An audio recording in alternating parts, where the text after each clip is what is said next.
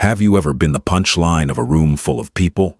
The one everyone stares at, with a mixture of pity and barely concealed disgust? Nora Caroline stood in the center of the grand Sterling Manor, her simple, understated vintage gown a stark contrast to the glittering sea of haute couture and dripping diamonds. The whispers of the elite were like venom, mocking her for daring to attend the season's most exclusive gala entirely alone. But the laughter died in their throats when the heavy oak doors swung open. The famously reclusive Duke of Ashbourne had arrived, and he wasn't looking at the wealthy hostess. He was looking straight at the woman they had just humiliated. The invitation had arrived on heavy cream-colored cardstock, its edges gilded in authentic gold leaf. Nora Caroline stared at it as it lay on the rustic wooden counter of her botanical conservatory, looking as out of place as a diamond tiara in a potting shed. It was an invitation to the Sinclair Charity Gala, the undisputed crown jewel of the city's social season. Eleanor Sinclair, the matriarch of a sprawling real estate empire, hosted it annually. Nora was a 32-year-old botanist who spent her days preserving rare heritage seeds and restoring native flora to the surrounding counties. Her hands were more accustomed to rich soil than champagne flutes. She knew exactly why she had been invited. Eleanor Sinclair's public relations team had recently advised her to diversify her charitable portfolio. Inviting the founder of a struggling, grassroots environmental initiative was a calculated move to make the Sinclair family appear grounded and eco-conscious. It was a token gesture, a box to be checked.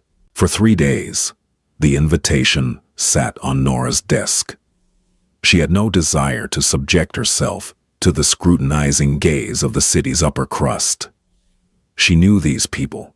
She had grown up on the periphery of their world, the daughter of a humble estate manager who had worked for one of the city's older, now bankrupt families. She knew the language of their subtle sneers and the razor-sharp edges of their polite conversation. But the conservatory was in desperate need of funding. The roof of the primary greenhouse was failing, and the winter frosts were approaching. If she could secure even one major donor at the gala, her life's work would be saved. So, she decided to go, and she would go alone.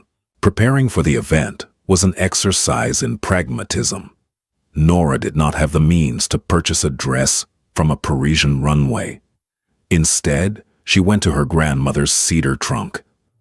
From its depths, she pulled a midnight blue silk gown from the late 1950s.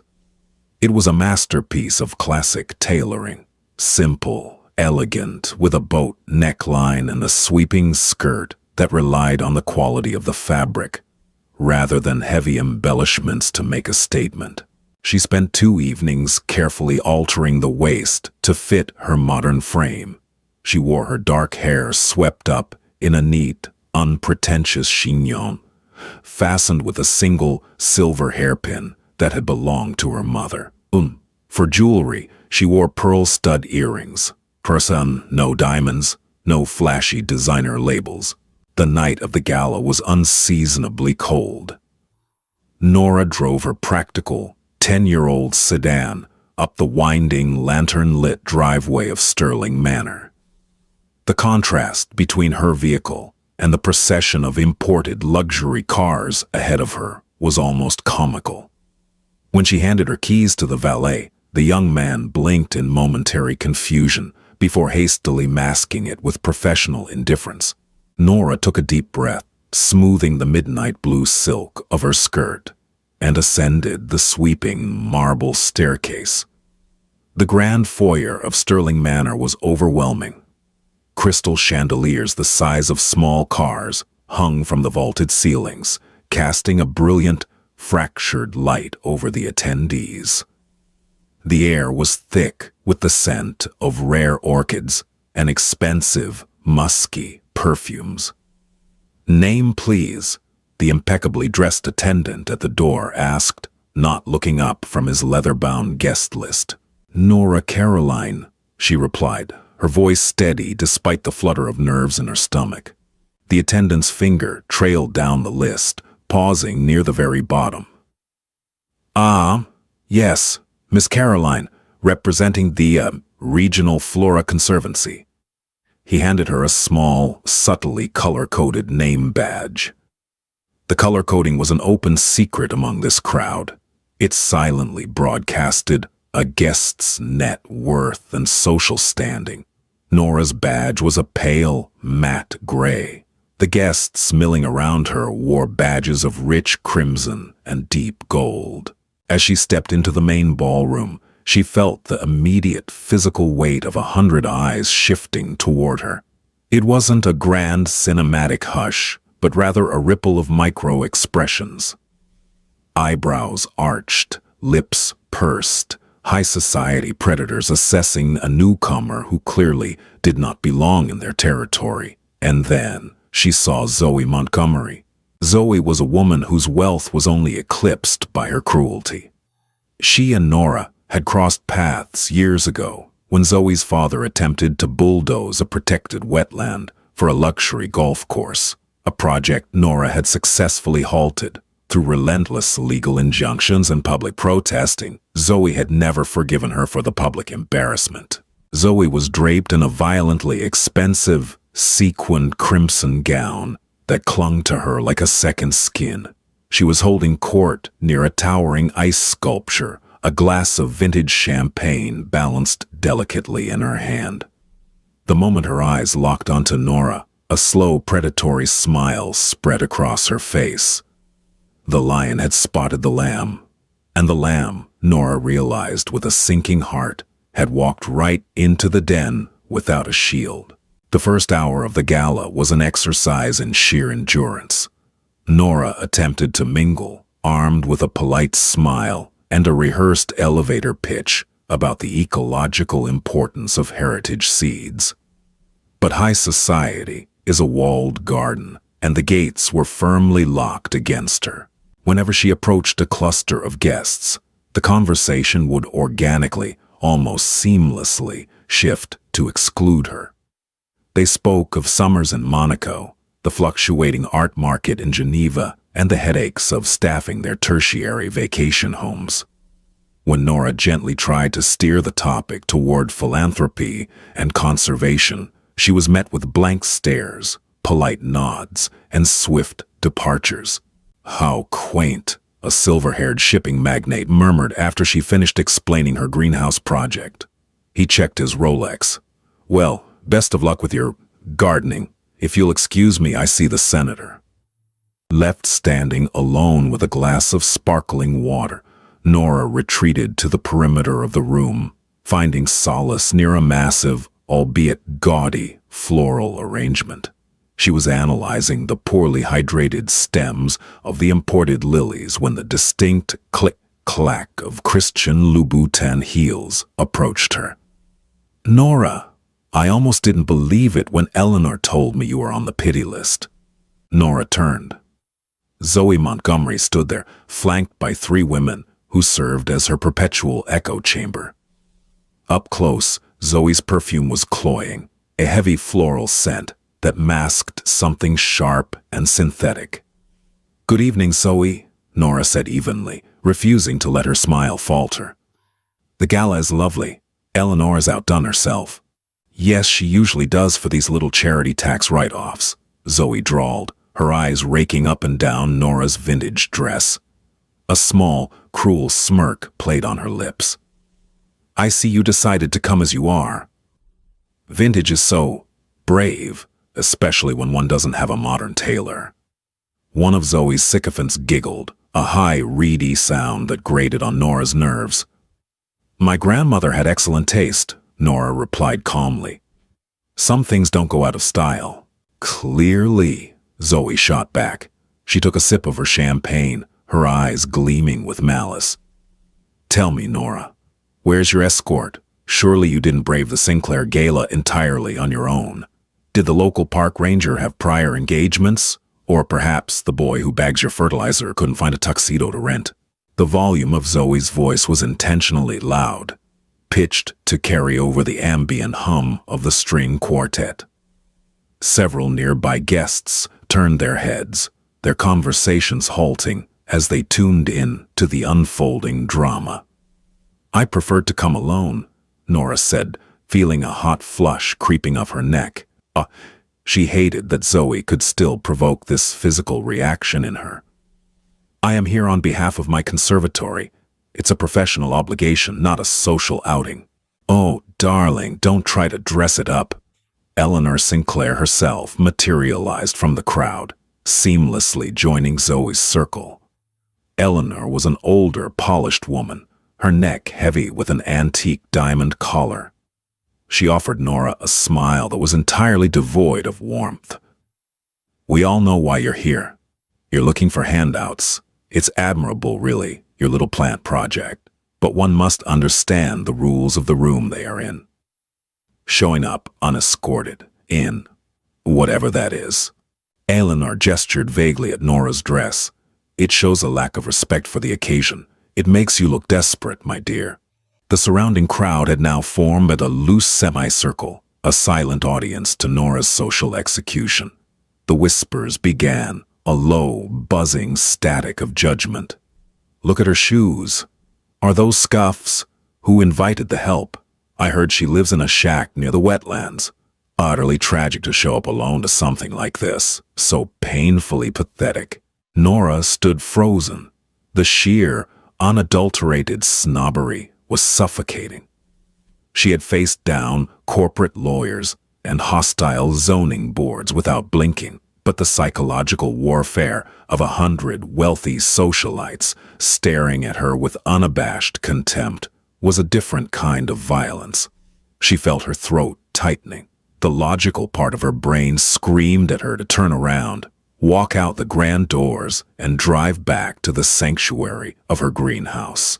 Zoe leaned in close, dropping the pretense of polite conversation. "You don't belong here, Nora," she hissed, her voice a venomous whisper meant only for her. "You are dirt. You play in the dirt, and you belong in the dirt. You thought you could walk in here and play pretend with us? You're a joke. Leave before you embarrass yourself further." A heavy, oppressive silence fell over Nora's immediate vicinity. The humiliation was complete. She looked down at her hands, devoid of rings, devoid of wealth, feeling smaller than she had ever felt in her life. She took a step back, ready to concede defeat, ready to flee. Then the music stopped. It wasn't just the string quartet that ceased playing. The ambient chatter of 300 of the city's most powerful people died out, like a candle snuffed by a heavy hand. Nora stopped her retreat, looking up as a collective gasp rippled through the ballroom. All eyes had snapped away from her and were now fixed securely on the grand entrance of the Sterling Manor ballroom. Standing in the arched doorway, flanked by 2 imposing security personnel, was Arthur Pendleton, the Duke of Ashbourne. In a world where old money usually spoke softly, the Ashbourne name roared. The Duke was an aristocrat in the truest, most terrifying sense. He possessed a lineage that predated the nation itself, combined with a ruthless, modern business acumen that had swallowed entire corporate conglomerates whole.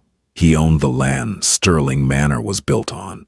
He owned the banks that financed Eleanor Sinclair's real estate empire. He was a phantom, notoriously reclusive, entirely uninterested in the petty social seasons of the elite. He had not attended a public gala in over 5 years. Yet here he was. Arthur Pendleton was 35, tall, with shoulders that filled out a masterfully tailored, midnight black tuxedo that made every other man in the room look as though they were wearing cheap rentals. His face was all sharp angles and aristocratic coldness, his dark eyes sweeping over the frozen crowd with an expression of profound boredom. Eleanor Sinclair nearly tripped over her own custom-made gown in her haste to greet him. The opportunity to have the Duke of Ashbourne at her gala was a social coup, that would cement her legacy for a decade. She shoved past Zoe and Nora, her face stretching into a mask of obsequious delight. "Your Grace," Eleanor breathed out, executing a dip that was halfway between a curtsy and a bow. "What an absolute unexpected honor. We are entirely humbled by your presence at Sterling Manor tonight. Please allow me to show you to the VIP." Arthur didn't even look at her. He didn't break his stride. He walked straight past the wealthy hostess, as if she were a piece of inconveniently placed furniture. The silence in the room deepened, becoming thick and electric. Zoe Montgomery, realizing the Duke was walking toward their side of the room, hastily smoothed her hair and arranged her features into a seductive, welcoming smile. She stepped forward, blocking his path just slightly, ready to introduce herself as the heiress to the Montgomery fortune. Arthur paused. He looked at Zoe. His gaze was so intensely dismissive that Zoe physically flinched, stepping back out of his way without a word. The Duke continued forward, the crowd parting for him like the Red Sea. He walked until he reached the towering, poorly hydrated floral arrangement. He walked until he stood exactly 2 feet away from Nora Caroline. Nora looked up at him. The panic and humiliation that had been suffocating her mere moments ago vanished, replaced by a complex, entirely different emotion. Arthur looked down at her. The icy, terrifying mask he wore for the world melted away in a fraction of a second. His dark eyes softened, tracing the lines of her face, the elegant curve of her neck, the simple silver hairpin holding back her hair. He didn't care about the hundreds of eyes watching them. He reached out, his large, warm hand gently taking hers. He lifted her knuckles to his lips and pressed a slow, deliberate kiss against her skin.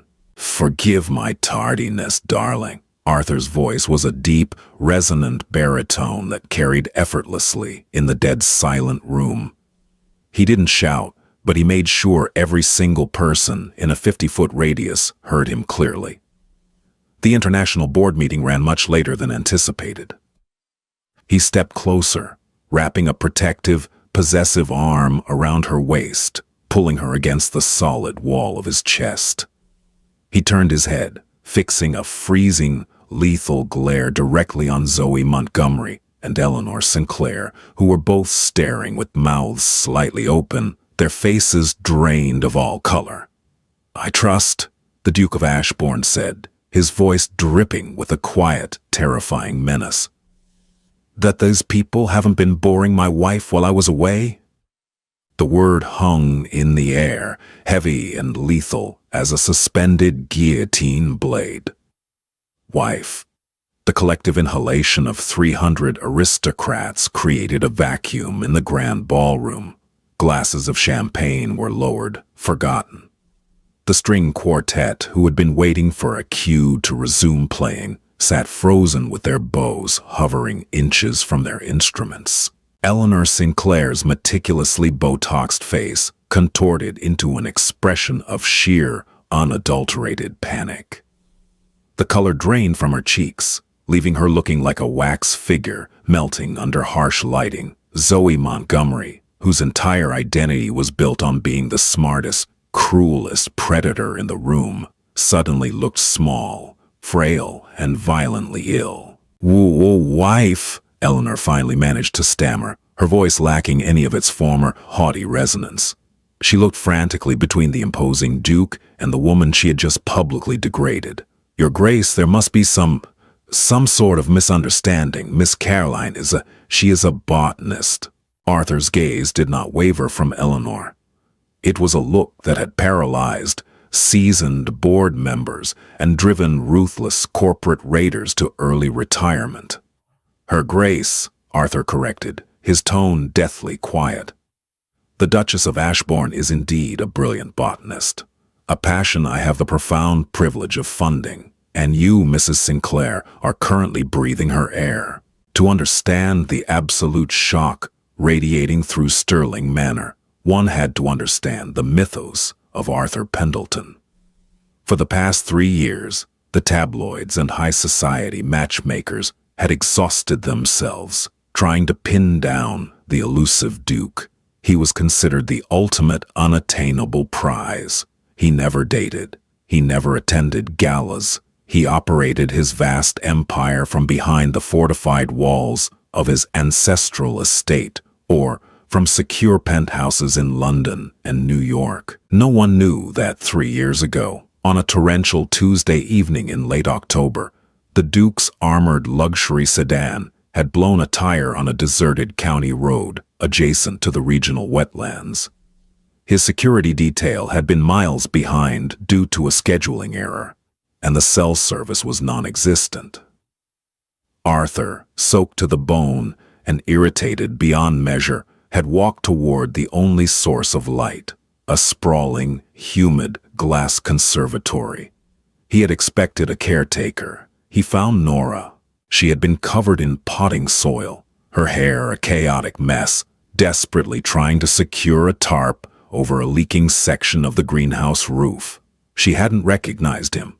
To her, he wasn't the billionaire Duke of Ashbourne. He was just a stranded, grumpy man, ruining a very expensive, bespoke suit in the mud. She handed him a mug of cheap instant coffee, tossed him a dry flannel shirt, and put him to work, holding the ladder while she patched the roof. For Arthur, a man who had spent his entire life surrounded by sycophants, yes-men, and women who viewed him as a walking bank vault, Nora's utter indifference to his wealth was an intoxicating shock to the system. She treated him like a human being. They sat in the humid warmth of the conservatory until dawn, talking about soil degradation, architecture, and the heavy burden of familial expectations. He returned the next day, and the next. He courted her in the quiet spaces, away from flashing cameras and prying eyes. They fell deeply, irrevocably in love over muddy hiking boots and late-night dinners in obscure diners where no one recognized him. When he proposed, beneath the sprawling canopy of a 300-year-old oak tree on her property, he offered her a choice. "My world is toxic, Nora," he had told her, holding her soil-stained hands in his. "It is entirely built on leverage, cruelty, and optics. I will not drag you into the glaring spotlight until you are absolutely ready. We can marry, and we can keep it our secret, just ours, until the time is right." Nora, who valued her peace and her conservation work above all else, had agreed. They were married in a tiny stone chapel in the Scottish Highlands, with only the local vicar and Arthur's fiercely loyal head of security as witnesses. For 3 years they lived a double life. The public saw the cold, untouchable Duke. Nora knew the devoted, fiercely protective husband who spent his weekends helping her categorize rare orchid crossbreeds. The secret was supposed to hold for another year until Nora's wetland preservation initiative received federal protection, shielding her life's work from the inevitable media circus. But Arthur had caught wind of the Sinclair Gala. He knew the vicious ecosystem of the city's elite. When Nora insisted on attending alone to secure funding, stubbornly refusing to let him anonymously donate the money because she wanted the conservatory to stand on its own merits, he had reluctantly agreed. However, he had his intelligence team monitor the event. The moment his head of security, watching via compromised catering cameras, alerted him that Zoe Montgomery and Eleanor Sinclair had cornered his wife, Arthur had authorized his pilot to break every aviation and noise ordinance to get him to the city. Now, standing in the ballroom, Arthur pulled Nora slightly closer, his thumb gently stroking the silk at her waist. The protective warmth radiating from him grounded her. The humiliation that had threatened to crush her minutes ago was entirely gone, replaced by a quiet, profound strength. We had no idea," Zoe whispered, taking an involuntary step back as Arthur's predatory gaze finally shifted to her. Her signature arrogance had evaporated. Your Grace, if we had known. If you had known she was a duchess, you would have offered her false smiles and hollow flattery. Arthur finished for her, his voice cutting through the silence like glass. But because you believed she was beneath you, you showed your true nature. You are exactly as pathetic as your father, Zoe. Zoe flinched as if she had been physically struck. The destruction of Eleanor Sinclair and Zoe Montgomery was not going to be a loud, screaming affair. Arthur Pendleton did not yell. He dismantled his enemies with surgical, terrifying precision. Arthur snapped his fingers, a single, sharp sound that echoed off the vaulted ceilings. Immediately, one of the imposing security personnel stepped forward, handing the Duke a sleek, leather-bound portfolio. "Mrs. Sinclair," Arthur began, his tone almost conversational, which made it infinitely more frightening. "You pride yourself on this gala. You pride yourself on Sterling Manor. It is the bedrock of your real estate empire, is it not?" Eleanor swallowed hard, her diamond collar suddenly looking like a choke chain. It is our flagship property, Your Grace. Yes, a magnificent estate," Arthur mused, casually flipping open the portfolio. "Historically significant, architecturally sound. It's a shame about the underlying leasehold." A collective murmur of confusion rippled through the closest bystanders. Eleanor's eyes widened in sheer terror.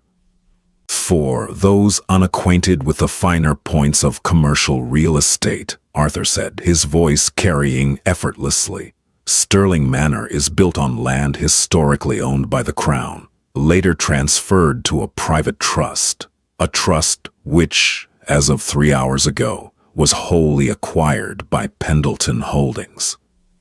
Eleanor let out a choked gasp, a hand flying to her chest.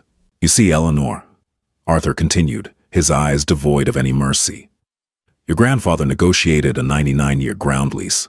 That lease expires in exactly 14 days. I had intended to renew it, as a matter of routine administrative oversight.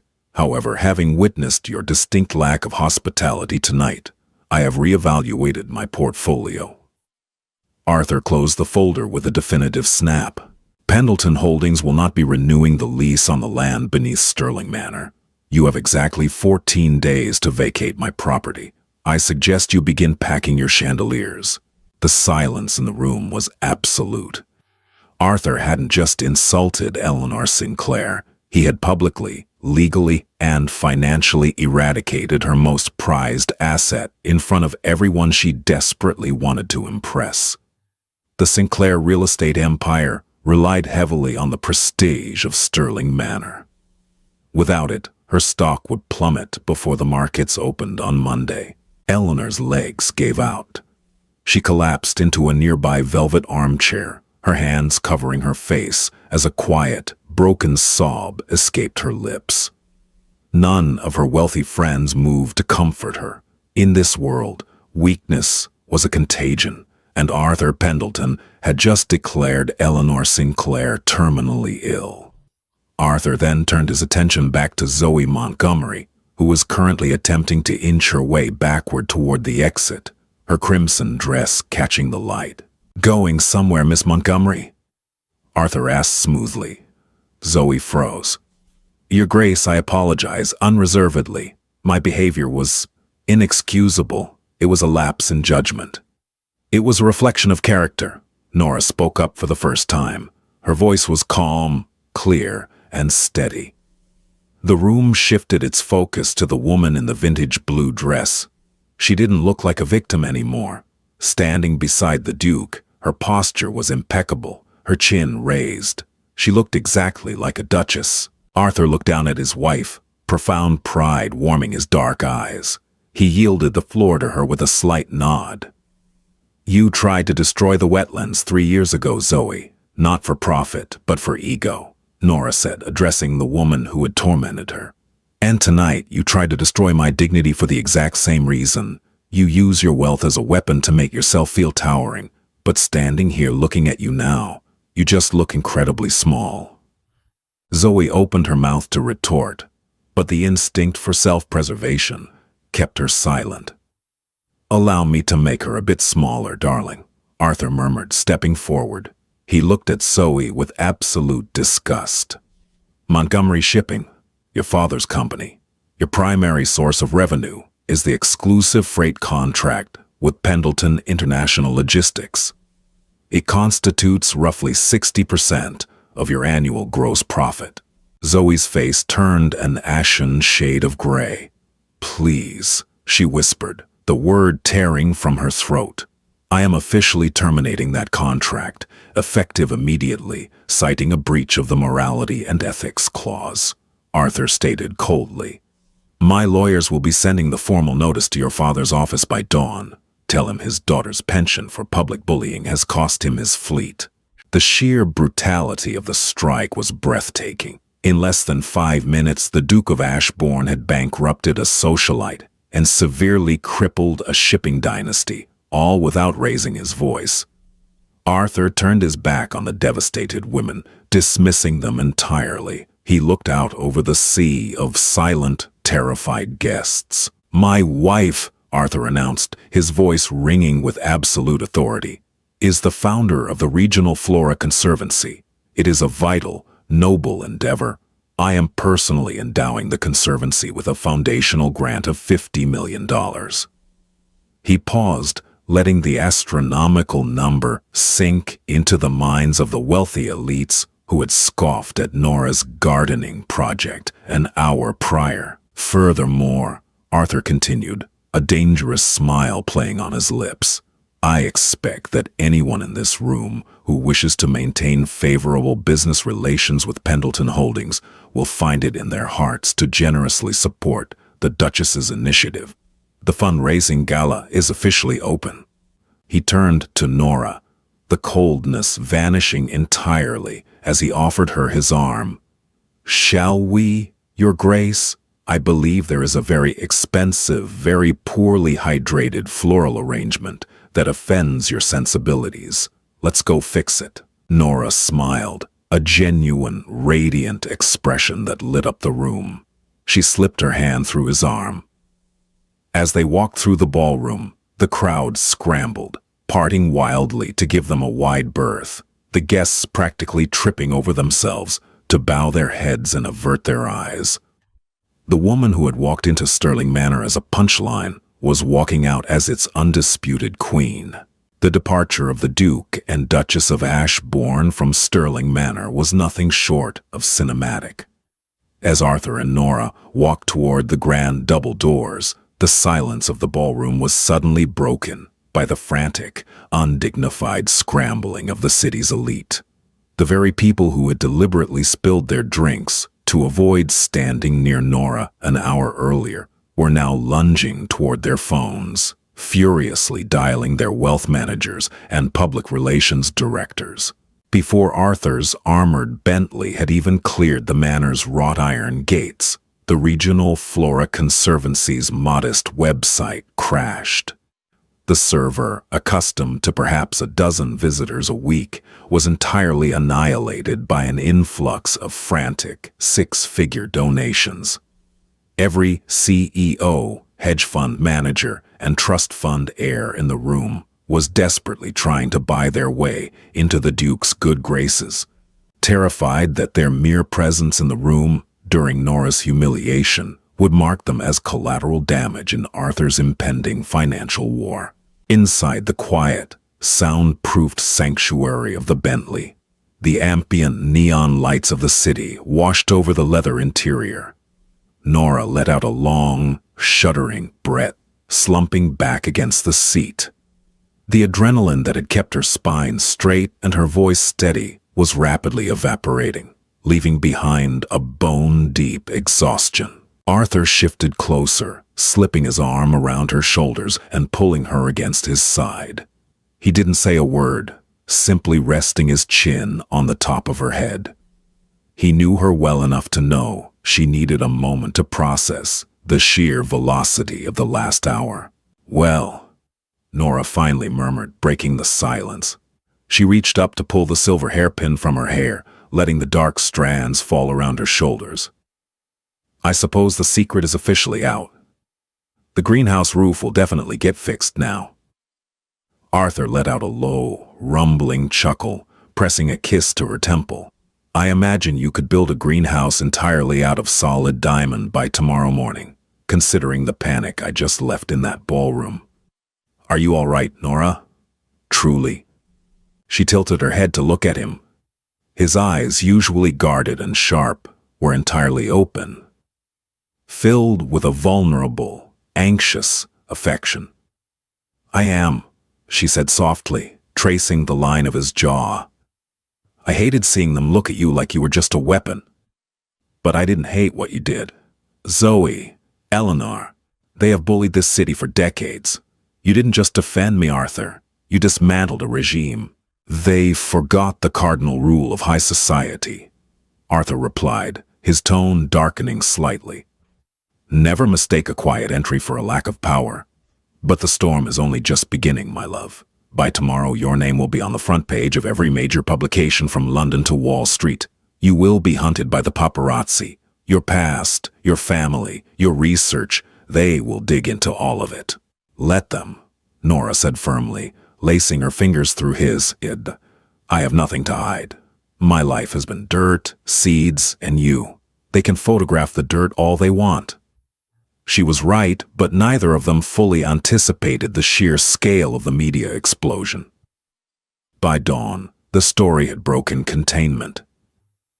It wasn't just society gossip, it was a global financial earthquake. The Financial Times ran a headline detailing the sudden, catastrophic stock drop of Montgomery Shipping and the Sinclair Real Estate Group. Tabloids in the UK printed full-page spreads with the headline, "The Botanical Bride, Billionaire Duke Secretly Weds American Scientist." Photos from the gala, smuggled out by catering staff who had recorded the entire confrontation on their phones, went viral within hours. The internet was mesmerized by the image of the fiercely elegant woman in the vintage blue dress, standing shoulder to shoulder with the terrifying Duke of Ashbourne, as two of the most powerful women in the city wept in the background. However, cornered animals are the most dangerous. Richard Montgomery, Zoe's father, was not a man who accepted defeat. Watching his shipping empire hemorrhage billions in market value over a single weekend was unacceptable. He knew he could not attack Arthur Pendleton directly. Pendleton Holdings was an impenetrable fortress of wealth and legal firepower. If he sued for breach of contract, Arthur's lawyers would keep it tied up in litigation until the Montgomery family was living in a cardboard box. So, Richard decided to attack the Duke's only perceived vulnerability, Nora's reputation. If he could prove that the Duchess of Ashbourne was a fraud, a grifter who had manipulated a billionaire, or a corrupt scientist embezzling funds, he could force a public scandal so severe that Arthur would have to distance himself, perhaps even nullify the marriage. It was a desperate, malicious gamble. On Tuesday morning, Richard Montgomery made a very quiet, very lucrative phone call to Dr. Harrison Gable. Gable was a former state environmental regulator turned private consultant, a man widely known in agricultural circles for rubber-stamping destructive corporate projects in exchange for heavy consulting fees. He was exactly the kind of mercenary Richard needed. Within 48 hours, Gable had manufactured a meticulously fabricated 80-page dossier. The document alleged that the Regional Flora Conservancy was a front for money laundering, claiming that Nora had been illegally importing invasive, unregulated plant species to artificially inflate her conservation metrics and secure federal grants. It was a highly technical, jargon-filled assassination of her life's work. Gable leaked the dossier directly to a sympathetic, sensationalist news network. On Thursday morning, just as Nora was finally finding a moment of peace to water her endangered orchids, her phone rang. It was Arthur's head of public relations, sounding distinctly panicked. "Your Grace," the PR director said, his voice tight. "Turn on Channel 4, right now." Nora walked into the small break room of the conservatory and clicked on the television.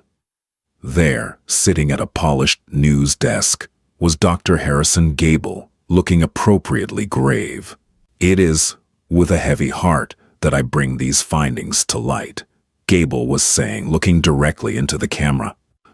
"Miss Caroline, or I should say, the Duchess, has positioned herself as a savior of our local ecology. But my independent audit reveals gross negligence, misappropriation of federal funds, and the illegal smuggling of hazardous flora. It is a biological threat masquerading as a charity." Nora stared at the screen, the watering can slipping from her fingers and clattering onto the linoleum floor. The sheer audacity of the lie left Nora temporarily breathless. Embezzlement? Smuggling. Every penny she had ever secured had been stretched to the absolute breaking point just to keep the greenhouse heated during the winter. Every seed logged was heavily documented by federal agricultural standards. Her phone vibrated again. It was Arthur. "I've seen it." Arthur's voice was a low, terrifying growl. It was the voice of a man ready to burn a city to the ground. "Ian, do not move from the conservatory, Nora. My security team is locking down the perimeter. The paparazzi are already swarming the access roads. I have my legal team drafting a defamation suit so massive it will bankrupt Gable by lunchtime." "Arthur, wait," Nora said, her scientific mind rapidly compartmentalizing the panic, overriding it with cold, hard logic. "A lawsuit will take months, and in the court of public opinion it will just look like the billionaire Duke is using his endless wallet to silence a whistleblower. It plays right into Montgomery's hands." "I am not going to let them drag your name through the mud," Arthur countered fiercely. "I work in the mud, Arthur," Nora replied, her voice steadying, an edge of pure steel creeping into her tone. "They attacked my science. They attacked my conservatory. I'm not hiding behind your lawyers for this. I'm going to gut him with my own scalpel." There was a long pause on the other end of the line. When Arthur finally spoke, the anger had receded, replaced by a deep, resonant pride. "What do you need?" "I need your PR director to invite every single press outlet currently outside the gates to come inside," Nora commanded, her eyes scanning the massive, ceiling-high filing cabinets in her office. "And I need your forensic accountants. Gable is sloppy. If Richard Montgomery paid him to falsify an 80-page biological audit in 3 days, there's a paper trail. Find it." 2 hours later, the sprawling, humid central atrium of the Regional Flora Conservancy was packed to the brim with journalists, cameramen, and local news anchors. They had expected a tearful, panicked Duchess hiding behind a wall of corporate security. Instead, they got Nora Caroline in her element. She wasn't wearing vintage silk or diamonds. She was wearing her heavy denim work apron over a simple white button-down, her hair tied back in a practical braid. She stood at the head of a long wooden potting table, which was now entirely covered in thick, meticulously organized binders, ledger books, and framed federal compliance certificates. Standing quietly in the shadows near the back of the atrium was Arthur. He had specifically requested his security detail to remain out of sight. He wasn't there to rescue her. He was there to watch her reign. "Thank you all for coming on such short notice," Nora began, projecting her voice over the whir of camera lenses and the hum of the climate control system. She didn't use a microphone. "Earlier today, Dr. Harrison Gable released a dossier accusing this conservancy of ecological terrorism and financial fraud. I am here to address these claims." A reporter from a major network thrust a recorder forward. "Your Grace, Dr. Gable alleges you imported illegal invasive species from South America to fake your biodiversity metrics. How do you respond?" Nora offered a cold, razor-sharp smile. She opened the first binder on the table.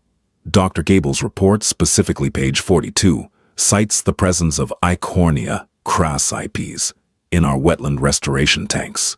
He claims this is a smuggled, hazardous asset. She turned the binder around so the cameras could zoom in on the highlighted text.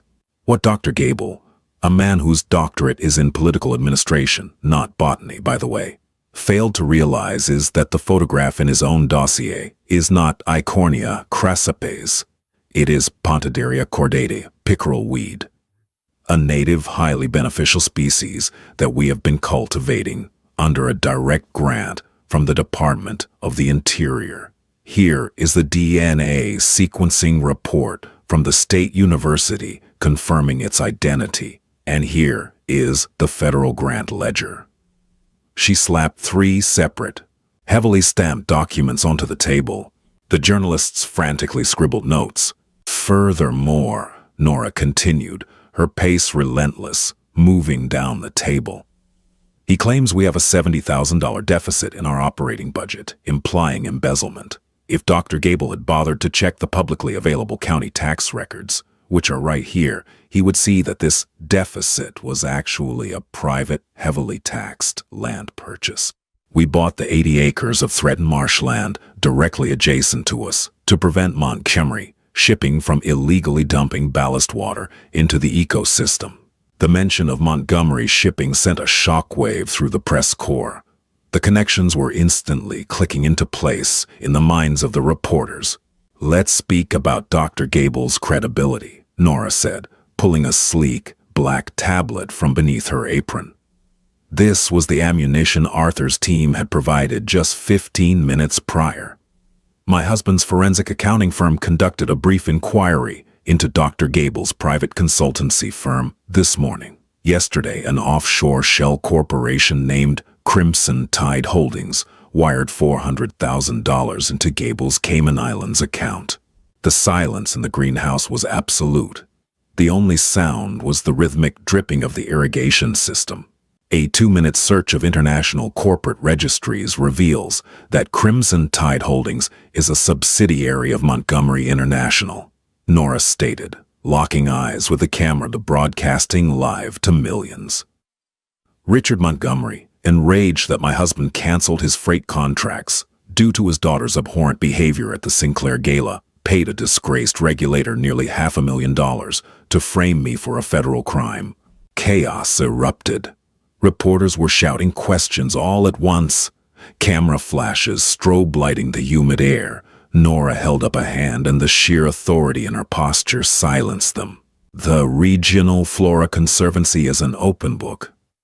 You are free to review these ledgers. You are free to photograph our tanks. But understand this, Nora's voice dropped, ringing with an unyielding, fierce determination. I am not a socialite playing in the dirt. I am a scientist. This land, these plants, are my life's work. Anyone who attempts to destroy this sanctuary to settle a bruised ego will find that I do not wilt under pressure. I take root. She stepped back from the table.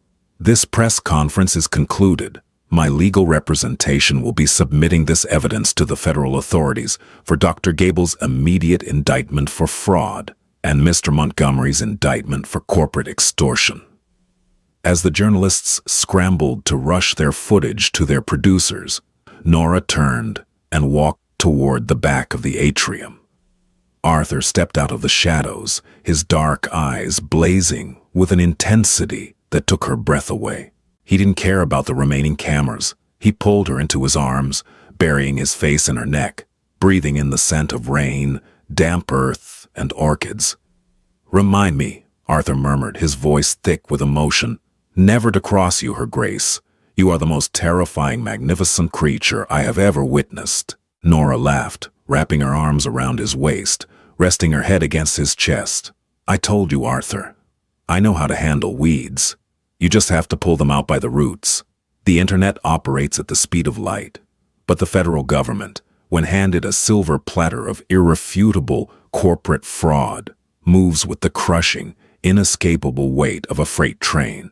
Within 48 hours of Nora's master class in crisis management, the video dubbed by the media as the Botanical Takedown had amassed over 80 million views. It was broadcasted on every major financial and news network across the globe. But more importantly, the forensic accounting trail exposed by Arthur's team had reached the desks of the Securities and Exchange Commission and the Federal Bureau of Investigation. On Monday morning, precisely at 8 a.m., a fleet of black, unmarked SUVs pulled up to the glass-fronted headquarters of Montgomery International in the financial district. Special Agent Thomas Reardon, accompanied by a dozen federal investigators holding thick, sealed warrants, bypassed the frantic receptionist and marched directly into the executive elevators. Richard Montgomery was sitting in his corner office, furiously screaming into a phone at his crisis management team when the heavy oak doors swung open. He dropped the receiver, the color draining from his face as Agent Reardon presented a warrant for the seizure of all physical and digital records relating to Crimson Tide Holdings. The panic within the company was instantaneous. By noon, the board of directors had convened an emergency, closed-door meeting. They did not invite Richard. By 2 p.m., a press release was issued. Richard Montgomery had been ousted as CEO, stripped of his voting shares, and the company was cooperating fully with federal authorities. It was a desperate attempt to save the shipping empire from total annihilation, but the damage was terminal. The stock, already bleeding from the loss of the Pendleton contracts, entered a free fall, triggering automatic trading halts on the exchange. For Zoe Montgomery, the realization of her family's destruction did not arrive with a dramatic arrest, but with a quiet, humiliating click. She was at an exclusive, appointment-only boutique in the city's upper echelon, attempting to purchase a $40,000 diamond necklace to soothe her frazzled nerves. She handed the associate her black titanium credit card with her usual haughty indifference. The associate swiped it. The machine blinked red. Declined. There must be a mistake, Zoe snapped, her heart rate spiking. Run it again. The associate, a woman Zoe had belittled on several occasions for her choice of footwear, offered a thin, polite smile. I'm sorry, Miss Montgomery. The issuer has frozen the account. All of your accounts, it seems. I'm afraid I cannot process this transaction. Zoe snatched the card back, her face burning. She practically ran out of the boutique, dialing her father's private number. It went straight to a sterile automated voicemail. Frantic, she opened her contacts and called Eleanor Sinclair, seeking refuge, seeking an ally in a world that was suddenly tilting off its axis. The phone rang 4 times before Eleanor picked up. Eleanor, thank God, Zoe breathed, pacing the pavement. My cards are frozen. My father isn't answering. It's an absolute nightmare. I need to come over to Sterling Manor. There was a long, cold silence on the other end of the line. When Eleanor finally spoke, her voice was entirely devoid of the warmth they had shared just a week prior. Sterling Manor is currently being packed into moving crates, Zoe, Eleanor said, her tone brittle and hollow. Because of your little stunt, my family is losing our flagship estate. My investors are pulling out. I am liquidating assets just to keep the commercial firm afloat. Eleanor, please, we are in this together.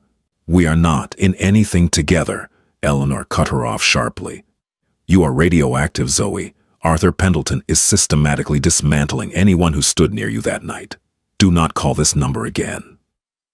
The line went dead.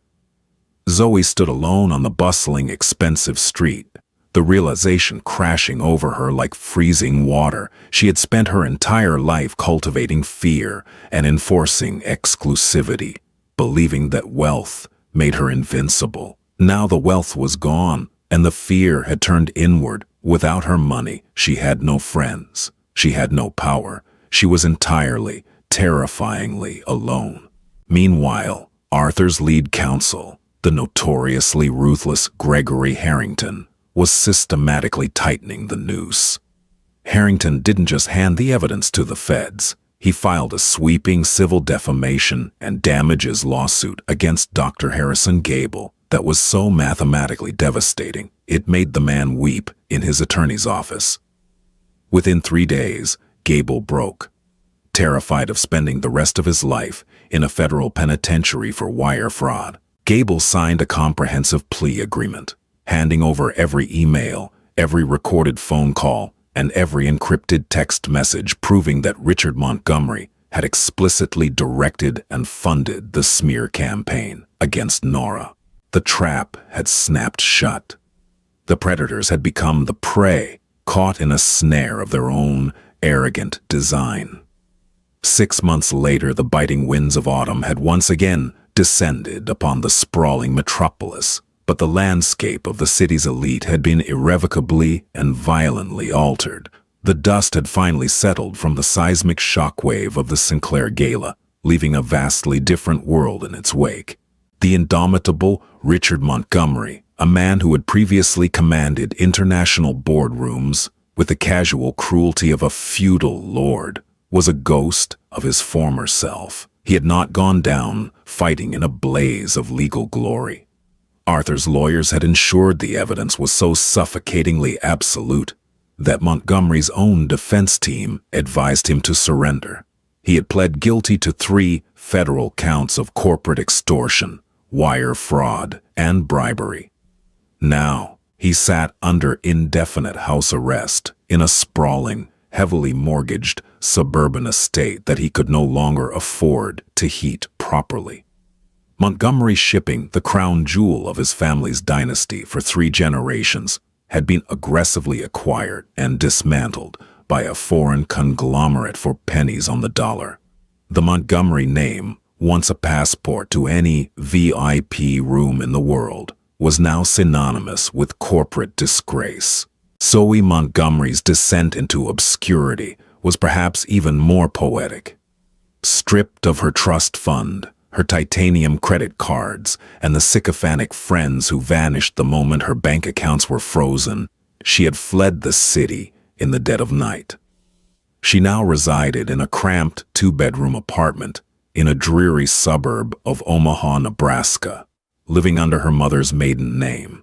The woman who had worn custom Parisian couture and mocked a duchess for wearing vintage silk now spent her days wearing a stiff polyester uniform, working as an entry-level customer service representative for a regional insurance firm.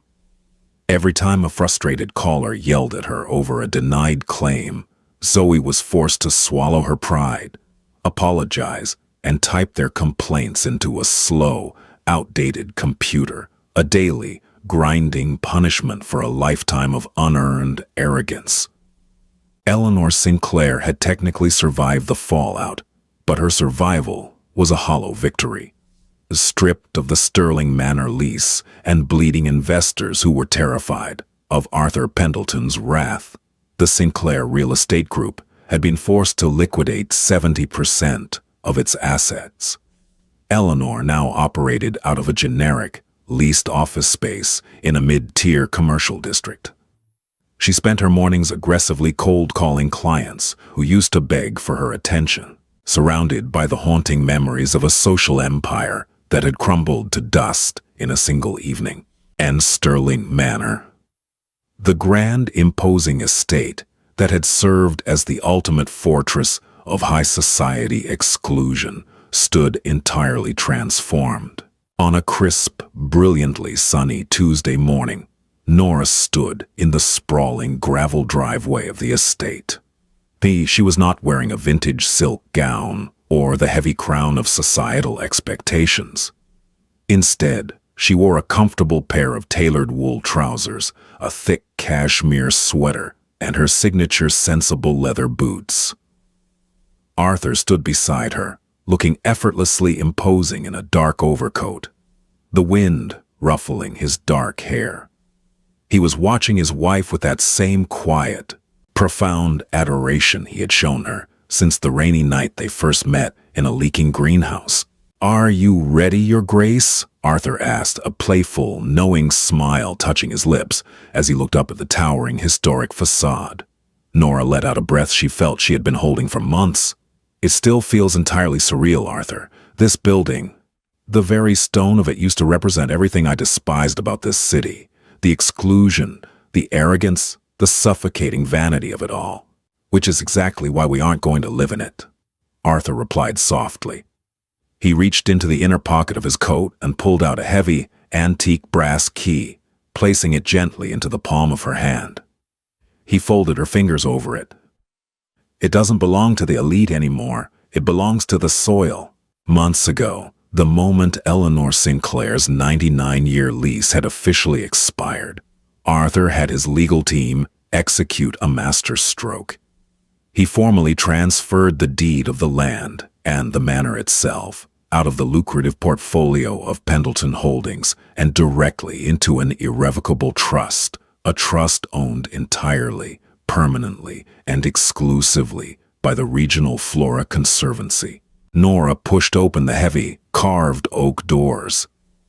The grand foyer, once a suffocating chamber of expensive perfumes and judgmental whispers, had been entirely gutted. The massive, ostentatious crystal chandeliers had been carefully uninstalled and auctioned off, replaced by state-of-the-art, full-spectrum, industrial grow lights. The pristine marble floors, which guests had once been terrified of scuffing, had been reinforced and overlaid with specialized, heavy-duty drainage grating. They walked hand in hand into the grand ballroom, the exact room where Nora had stood entirely alone, mocked and humiliated by a circle of predators. It was utterly unrecognizable. The towering exterior walls of the ballroom had been opened up, reinforced with sleek steel beams, and seamlessly integrated with 3 massive cutting-edge glass conservatories that spilled out onto the estate's sprawling back lawns. The room was breathing, it was alive. Towering prehistoric ferns, incredibly rare Amazonian orchids, and critically endangered native saplings thrived in the temperature-controlled environment. The air smelled of rich loam, fresh rain, and blooming jasmine.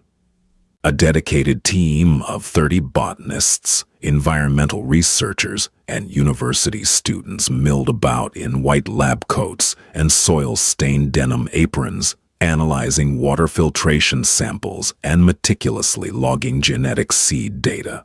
The estate had been reborn as the Caroline Pendleton Botanical Institute. It was no longer a guarded fortress for the wealthy. It was a sanctuary for the earth, a living library of biodiversity. Arthur had spared absolutely no expense funding the radical transformation with the $50 million he had publicly promised on the night of the gala, plus a massive, quiet endowment that ensured the institute would operate freely without relying on federal grants or private donors for the next century. The mayor's office called my chief of staff again this morning, Arthur noted, his voice a warm rumble as they walked through a grove of restored, weeping willows planted directly into what used to be the formal, raised dining room. They are practically begging us to host a ribbon-cutting ceremony. The entire city council, the governor, they all want a photo opportunity with the philanthropic duchess who single-handedly took down the Montgomery Empire. Nora laughed, the sound bright, clear, and unburdened, echoing beautifully through the dense canopy of leaves. Absolutely not. No galas, no exclusive VIP guest lists, no color-coded name badges. The Institute opens to the public this weekend, free of charge for anyone who wants to walk through the doors and learn about wetland preservation. If the mayor wants a photograph, he can put on a pair of rubber boots, come on a Saturday morning, and help the local middle school students repot the pickerel weed. Arthur stopped walking. He pulled her gently by the waist, turning her until she was flush against him. The warm, humid, life-giving air of the greenhouse surrounded them, providing a stark, comforting contrast to the cold autumn wind blowing outside the thick glass walls. "You took a symbol of absolute vanity," Arthur murmured, looking around at the vibrant, thriving ecosystem that now occupied the cold, hollow halls of Sterling Manor. And you turned it into pure life. You conquered them, Nora, not with their weapons of cruelty and gossip, but with growth. Nora looked up into her husband's dark, intense eyes. She reached up, resting a palm against the sharp angle of his jaw, grounding herself in his solid presence. She thought back to that terrible, freezing night, to the suffocating feeling of being surrounded by wolves in crimson dresses, and to the breathtaking moment the heavy doors swung open and her quiet, fiercely protective husband stepped through the crowd to shield her from the venom. "I didn't conquer them alone," Nora said softly, her thumb brushing over his cheekbone. "I just planted the seeds. You provided the heavy machinery to clear out the dead wood." Arthur smiled, a genuine expression of profound happiness that few people in the world ever got to see. He lounged down, pressing a deep, lingering kiss to her lips.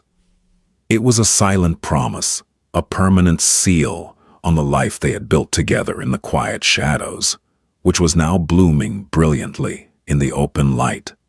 They didn't need the hollow validation of high society, and they certainly didn't need the applause of a ballroom filled with strangers. They had their sanctuary, they had their life's work, and above all, they had each other. The simple woman in the vintage blue dress had not just inherited a meaningless, aristocratic title. She had rewritten the entire moral landscape of the city. Nora Caroline proved once and for all that true power doesn't scream for attention from the center of a crowded, glittering room. True power takes root in the dirt, survives the harshest, coldest winters, and eventually, beautifully, overgrows the stone castles of those who arrogantly believed they were untouchable. What a journey from the agonizing depths of public humiliation to the ultimate brilliant triumph. Also, Nora Caroline showed us that you don't need to change who you are to fight back against the cruelest bullies. You just need to stand firm in your truth. She weaponized her intellect, her integrity, and her unyielding passion for the earth to completely dismantle an arrogant empire, proving that true nobility is defined by character, not a bank account. And with a fiercely protective Duke of Ashbourne by her side, they transformed a fortress of exclusion into a thriving sanctuary for all. If you love this story of satisfying justice, profound love, and the ultimate botanical revenge, please hit that like button. Don't forget to share this video with someone who loves a brilliant plot twist, and subscribe to our channel for more incredible real-life dramas and empowering stories. Stay strong and keep growing.